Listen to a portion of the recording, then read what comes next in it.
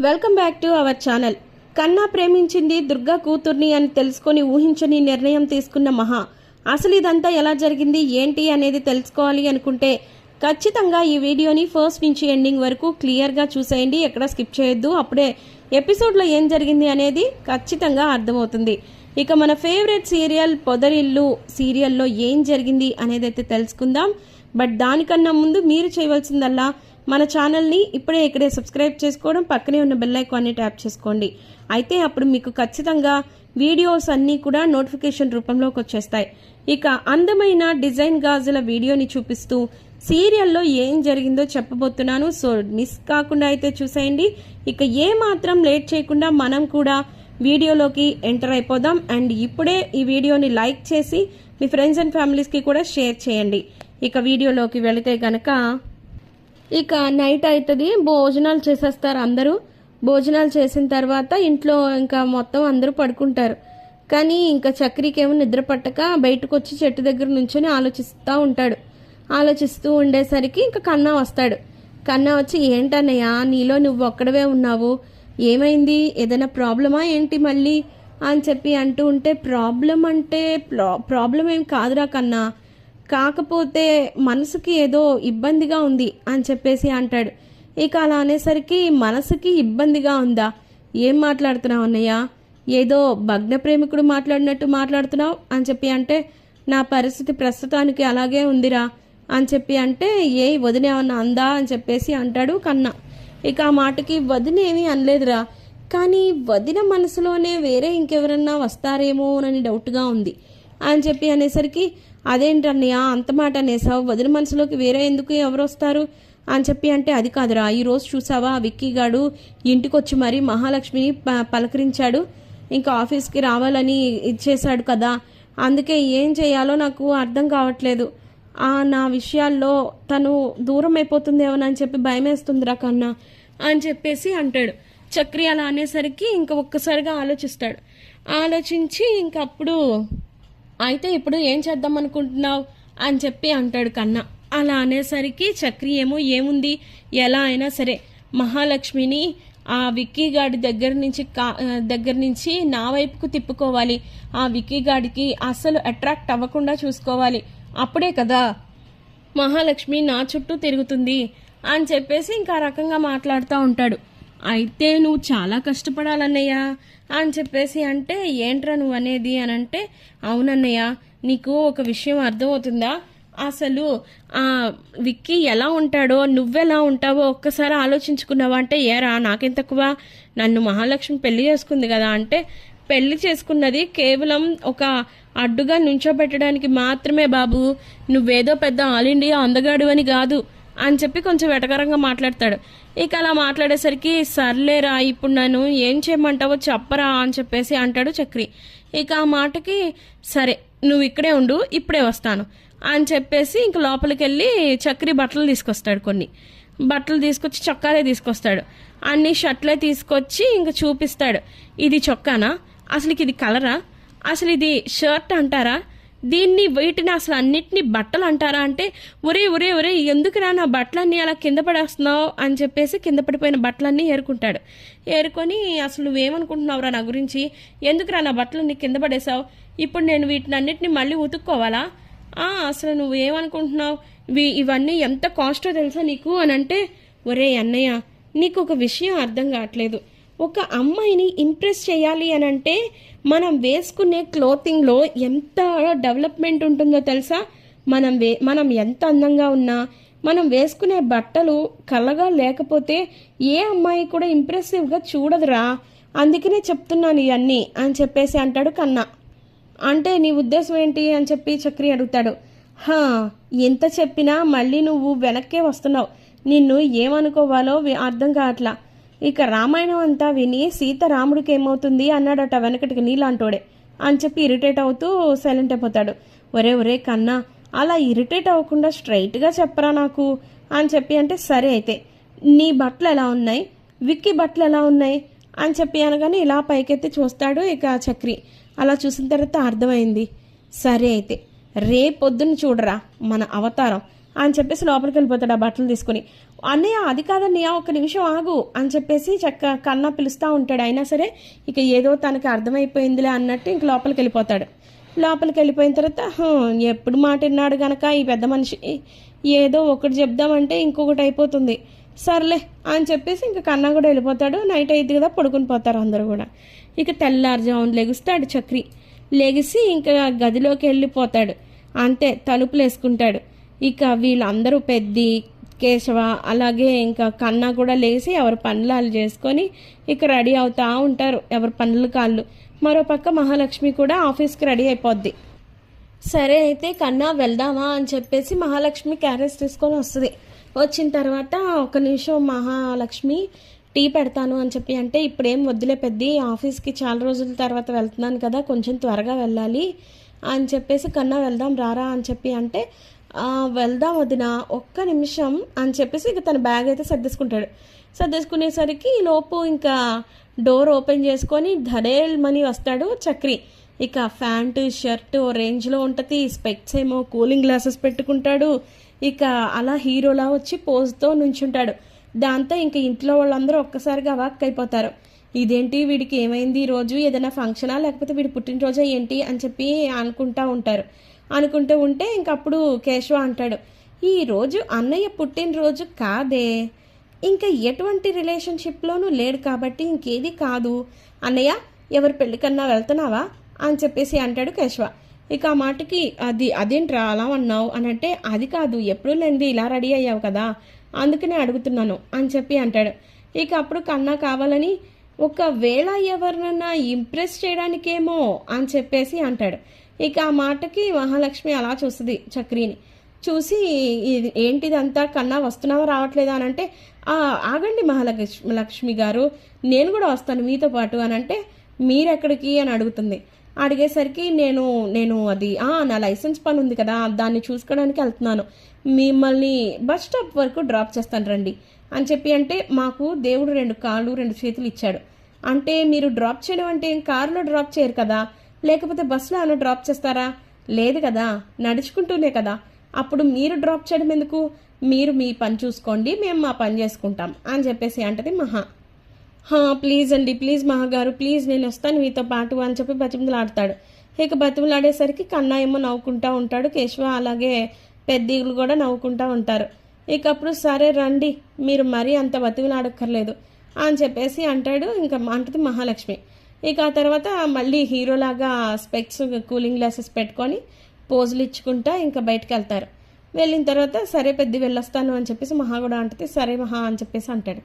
ఇక ఆ తర్వాత బయటకు వెళ్ళిపోతారు. అలా నడుస్తూ ఉంటే మహా పక్కనే నడుస్తూ ఇంకా హీరోలాగా పోజులు ఇస్తూ ఉంటాడు. నడుస్తూ కూడా స్టైల్గా నడవడం, యాటిట్యూడ్ చూపించడం, ఇక జేబులో చేతులు పెట్టడం, ఇట్లాంటివి చేస్తూ ఉంటాడు. ఇక అలా చేస్తూ ఉంటే కన్నా ఏమో విషయం తెలుసు కదా, రాత్రి కదా డిస్కషన్ అయింది, ఇక దాని గురించి అని చెప్పేసి నవ్వుకుంటూ ఉంటాడు. ఇక కన్నా అలా నవ్వుకుంటూ ఉండేసరికి మహాలక్ష్మికి డౌట్ వచ్చి, రే కన్నా, ఎందుకు నువ్వు అలా నీలో నువ్వే నవ్వుకుంటున్నావు, విషయం ఏంటి అని చెప్తే మేము కూడా నవ్వుతాం కదా అంటే, ఏం లేదులే వదినా, పాపం అన్నయ్య పడుతున్న కష్టాలు చూస్తుంటే నవ్వొచ్చింది, అంతే, అంతకు మించి ఏం లేదు అని చెప్పేసి కన్నా అన్నాక ఇంక సరేలే నోరు మూసుకున్నాడు. ఇక్కడ రోడ్డు ఇది, అయినా పట్టపగలు ఇలాగా కూలింగ్ గ్లాసెస్ పెట్టుకొని ఇలా నడుచుకుంటూ వెళ్తుంటే ఎవరైనా నవ్వుకుంటారు, ముందు ఆ కూలింగ్ గ్లాసెస్ తీయండి అని చెప్పేసి చక్రితో అంటది. ఇక నీళ్లు నవ్వులతో తీస్తాడు. తీసి జేబులో పెట్టుకుంటాడు. అయినా సరే ఇంకొంచెం దూరం వచ్చాక మళ్ళీ కూలింగ్ గ్లాసెస్ పెట్టుకుంటాడు. పెట్టుకొని అబ్బా ఏంటో మహాగారు, అసలు నాకు ఈ కూలింగ్ గ్లాసెస్ లేకపోతే అసలు నడిచినట్టే ఉండదు తెలుసా అంటే, అబ్బా నిన్నటి వరకు నేను అసలు ఈ కూలింగ్ గ్లాసెస్ చూడలేదే, ఇవి ఎక్కడి నుంచి వచ్చినాయి పొద్దునికే అని చెప్పేసి అంటే, ఇంకా అప్పుడు కొంచెం కంగు తింటాడు ఫన్నీగా. అది మరి అదేంటంటే అండి, అంతకుముందు నేను మీ ముందు పెట్టుకోలేదు ఎప్పుడు, అంతే, నేను రోజు పెట్టుకుంటాను అని చెప్పేసి సెల్ఫ్ డబ్బా కొట్టుకుంటాడు. ఇక అప్పుడు మహా కూడా ఫన్నీగా నవ్వుకొని ఇక బస్ స్టాప్ వచ్చేస్తుంది. మా బస్ స్టాప్ వచ్చింది, మమ్మల్ని డ్రాప్ చేసింది చాలు, ఇక మీరు వెళ్ళండి అంటే, అయ్యో ఏంటి మహాగారు మీరు అలా మాట్లాడుతున్నారు, నేను కూడా బస్సే ఎక్కి వెళ్ళాలి అని చెప్పేసి అంటాడు. ఇక చక్రి అలా అనేసరికి ఈ జిడ్డు ఇప్పట్లో వదిలేలా లేదొదినా అని చెప్పి కన్నా అంటాడు. ఏమోరా, ఆ జిడ్డుని ఎలా వదిలించుకోవాలో నాకు బాగా తెలుసులే అని చెప్పేసి ఇంకా అలా కౌంటర్లు వేసుకుంటారు. ఇక ఆ తర్వాత మొత్తానికి మా బస్ స్టాప్లోకి వచ్చిన తర్వాత ఇంకా కన్నా రోజు ఒక అమ్మాయితో మాట్లాడతాడు కదా, ఆ అమ్మాయి వచ్చిద్ది.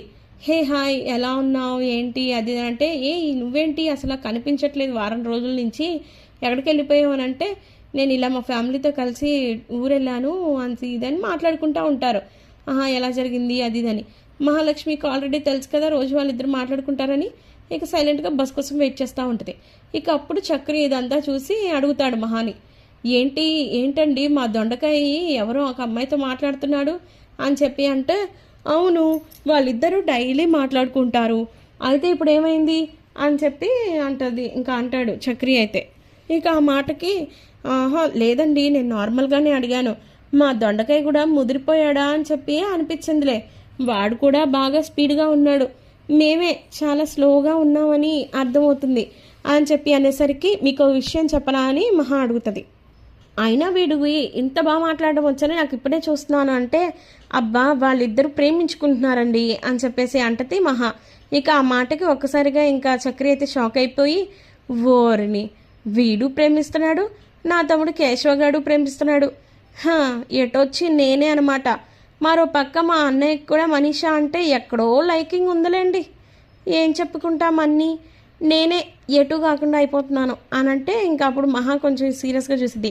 అబ్బే మీరు సీరియస్గా చూడకండి, నేనేమి మీ గురించి మాట్లాడలేదు, జస్ట్ నా గురించి మాట్లాడాను అంతే, అంతకు మించి ఇంకేం లేదు అని చెప్పేసి అంటాడు ఇంకా చక్రి అయితే.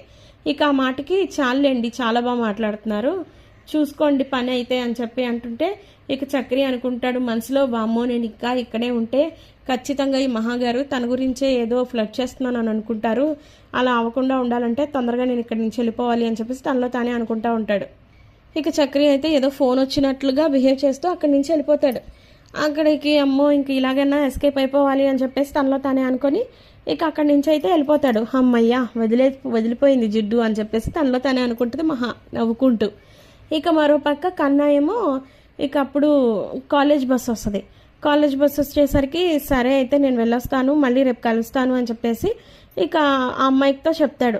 చెప్పేసరికి సరే అని చెప్పేసి ఇంకా కన్నా కూడా బస్ ఎక్కేస్తాడు. బస్ ఎక్కేసిన ఒక పావు గంటకి ఇక మహాలక్ష్మి ఏమో అమ్మాయిని చూసి నవ్వుతుంది, బట్ ఏం మాట్లాడదు, అలా పక్కనే నుంచొని చూస్తూ ఉంటుంది బస్ కోసం.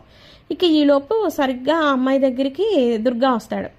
దుర్గా వచ్చేసరికి ఇదేంటి ఈయన ఇలా వచ్చారు అని చెప్పేసి మనసులో కొంచెం డౌట్గా మాట్లాడుకుంటూ ఉంటుంది ఇంకా మహాలక్ష్మి అయితే. ఇక అప్పుడు ఆ అమ్మాయి దగ్గరికి వచ్చి, ఏరా ఎలా ఉన్నావు, నాన్న రావడం లేట్ అయిందా, నువ్వు వెళ్దామా ఇక అని చెప్పి అనేసరికి ఒక్కసారిగా షాక్ అయిపోద్ది. ఏంటి ఈ అమ్మాయి వాళ్ళ నాన్న దుర్గానా, అమ్మయ్య అయితే మనం ఈ విషయంలో ఇంకాస్త స్పీడ్గా ఉండొచ్చు, కన్నాకి మ్యాటర్ని సెట్ చేసేయచ్చు అని చెప్పేసి మహాలక్ష్మి హ్యాపీగా ఫీల్ అయ్యి దగ్గరికి వెళ్ళిద్ది. ఎలా ఉన్నారండి బాగున్నారా అని చెప్పి అంటుంటే, ఏంటి బాగుండేది అసలు నువ్వేంటి ఇక్కడ ఉన్నావు అని చెప్పేసి కొంచెం విసుగ్గా మాట్లాడతాడు. అది కదండి నేను ఈ ఊర్లోనే ఉంటాను, మీరు మీ అమ్మాయి అండి తను అని అంటే, అవును అయితే ఇప్పుడు నీకు అన్నీ చెప్పాలా అని చెప్పేసి అంటాడు. ఇక ఆ మాటకి అయ్యో అది కాదండి మా కన్నా ఉన్నాడు కదా అదేనండి మీ మేనల్లుడు, అతను ఇప్పుడు ఈ అమ్మాయి ప్రేమించుకుంటున్నారు, నాకు ఇప్పుడు మీ కూతురు అని తెలిసి చాలా హ్యాపీగా ఫీల్ అవుతున్నాను, నువ్వు కూడా చెప్పమ్మా అంటే, అవును నాన్న నేను కన్నాని ప్రేమిస్తున్నాను అని చెప్పి అంటది.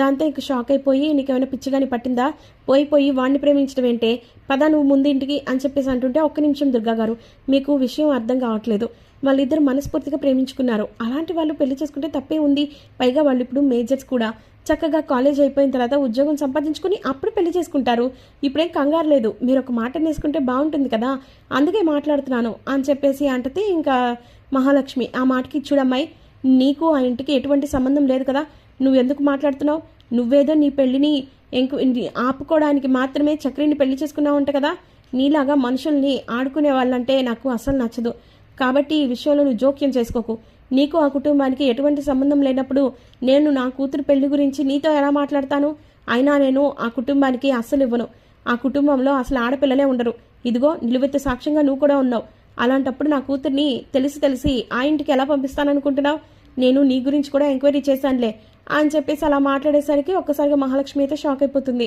లేదండి మీరు తప్పుగా అర్థం చేసుకున్నారు, నేను పెళ్లి చేసుకున్నప్పుడు నిజంగానే నేను ఆ పెళ్లిని తప్పించుకోవడానికి చక్రిని పెళ్లి చేసుకుని వచ్చాను, కానీ ఇప్పుడు నేను ఆ కుటుంబంలో ఒక మనిషినండి అని అంటే, ఏ రకంగా మనిషివి?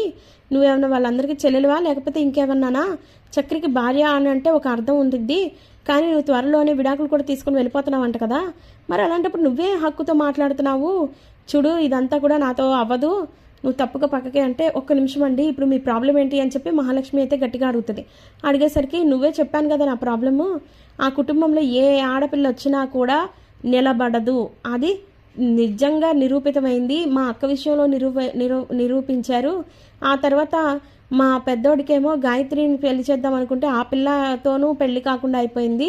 ఇప్పుడు చక్రి ఏదో అనుకోకుండా పెళ్లి చేసుకున్నాడు అనుకుంటే నువ్వు కూడా అలాగే వెళ్ళిపోతున్నావు కొంత తొందరలోనే, ఇంకెలా నా కూతురు నుంచి పెళ్లి చేయను అని అంటే, సరే అయితే ఇప్పుడు మీ ప్రాబ్లం ఏంటి? నేను ఆ ఇంట్లో నుంచి వెళ్ళిపోకూడదు అంతే కదా, సరే అయితే నేను ఇక చక్రితో నేను విడాకులు ప్రస్తావనే తీసుకురాను అని చెప్పి అనేసరికి ఇక ఒకసారిగా దుర్గా అలా చూస్తూ ఉంటాడు. ఏంటమ్మా నువ్వు నీ జీవితాన్ని కూడా ఆలోచించుకోకుండా ఎవరో గురించి ఆలోచిస్తున్నావు అంటే, ఎవరో కాదండి, అది నా కుటుంబం, నేను నా మనసును మార్చుకుంటున్నాను, నా నిర్ణయాన్ని మార్చుకుంటున్నాను, నేను కేవలం నేను కెరియర్లో గ్రోత్ అవ్వడానికి మాత్రమే నా ఇంటి నుంచి వచ్చేసి నా కాళ్ళ మీద నేను నిలబడాలన్న సంకల్పంతోనే నేను ఆ ఇంటికి వచ్చాను. కానీ ఆ ఇంట్లో వాళ్ళందరూ అలా కాదు, ఎంత గొప్ప మనుషులో నాకు బాగా తెలుసు, అలాంటి మనుషుల్ని వదిలేసి వెళ్ళిపోవాలని నేను కూడా అనుకోవట్లేదు. ఇక చక్రి అంటారా, తను ప్రాణం పెట్టేస్తాడు నేనంటే ఎంత అభిమానమో ఎంత ఇష్టమో మాటల్లో చెప్పలేడు, అందుకే ఇప్పటి వరకు చెప్పలేదు. కాబట్టి ఈ విషయంలో ఇంక మీరేం ఆలోచించొద్దు. అయినా నేను ఇప్పుడే పెళ్లి చేయమని ఏమీ అనట్లేదు కదా, ఖచ్చితంగా కన్నా అలాగే ఈ అమ్మాయి జాబులు చేసుకున్నాక అప్పుడు మీరు వచ్చి మాట్లాడదురు, కానీ మీరు మాట ఇవ్వాలి మాకే, కన్నాతో పెళ్లి చేస్తానని. ఎందుకంటే ఇద్దరు ఒకరినొకరు ప్రేమించుకుంటున్నారు, అలాంటి ప్రేమను విడదీయడం కూడా కరెక్ట్ కాదండి అని చెప్పేసి ఇంకా అలా మాట్లాడుతూ ఉంటుంది. ఇక అప్పుడు దుర్గాకి చాలా బాగా హ్యాపీగా అనిపిస్తుంది.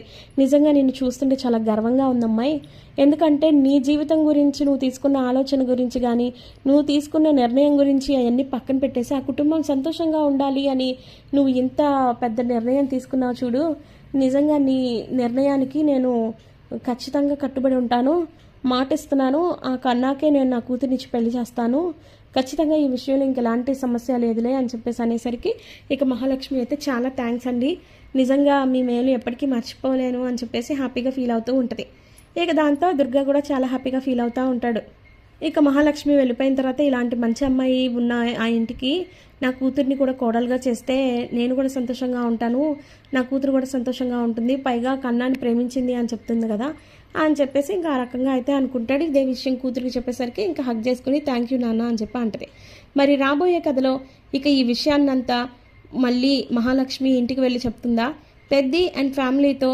ఇక కన్నా ప్రేమించిన అమ్మాయి ఎవరో కాదు దుర్గా కూతురే అని చెప్పడంతో వాళ్ళు ఎలా రియాక్ట్ అవుతారు అనేది తెలియాలి అంటే ఖచ్చితంగా ఈ వీడియోని అలాగే మా ఈ ఛానల్ని సబ్స్క్రైబ్ చేసుకోండి. అప్పుడే మీకు నోటిఫికేషన్ రూపంలో ఎపిసోడ్స్ అన్నీ టైం టు టైం రీచ్ అవుతాయి. అలాగే ఈ వీడియో కనుక మీకు నచ్చినట్లయితే